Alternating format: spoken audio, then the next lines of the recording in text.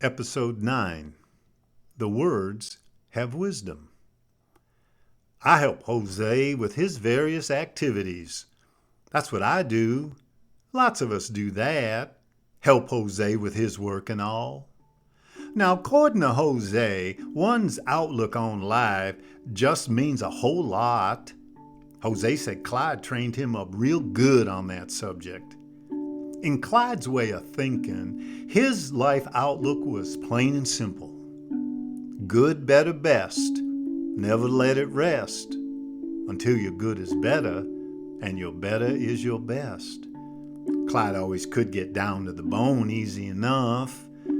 Jose says if it's not broke, you don't need to fix it. One time it was, I had to ask Jose how he come to manage people so easily and all. He said Clyde taught him up all round good on something called nonviolent communication. Clyde said we have to understand that not everybody will agree. And you don't get your way all the time, or even most of the time. But people have a need to be heard and understood, and try finding it possible for everybody to get something. Now that can take some doing. Clyde never shied away from the truth of that. Jose says everybody getting along, why that's the primary concern. When someone decides it's high time to fix themselves on moving their life forward, they're going to want Jose and Avon in their corner. Those two help folks do that as easy as you and I breathe. Avon never does say much, but he sure takes it all in.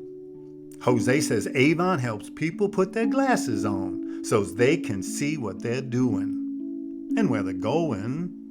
And, well, if the road they're on will take them there or not.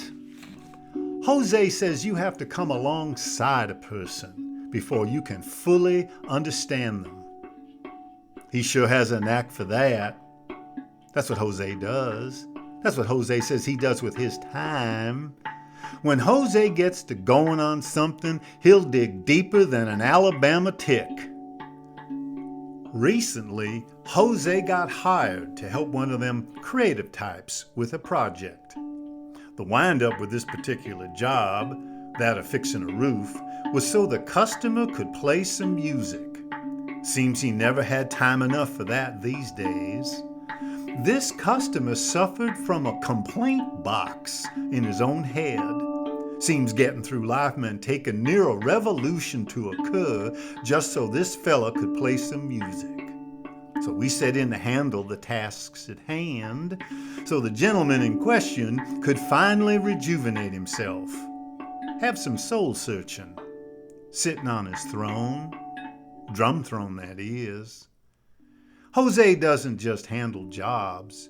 He grows the customers along a bit more. That explains why so many people wanting to do business with him. Now, creative people are prone to getting their wheels off track. Jose says that's never no good. Getting off track gets people in trouble. People get off track in all kind of ways. Jose says it's all the thises and that's that get us off track. Jose believes to live like you mean it. He sure lives like he means it. He gets after his finer pursuits like he means them, sure as all. To Jose, yesterday's history, and tomorrow's a mystery. But today, you leave a mark. Now, one thing for sure about Jose, you always want to have your money ready. And your work ready too.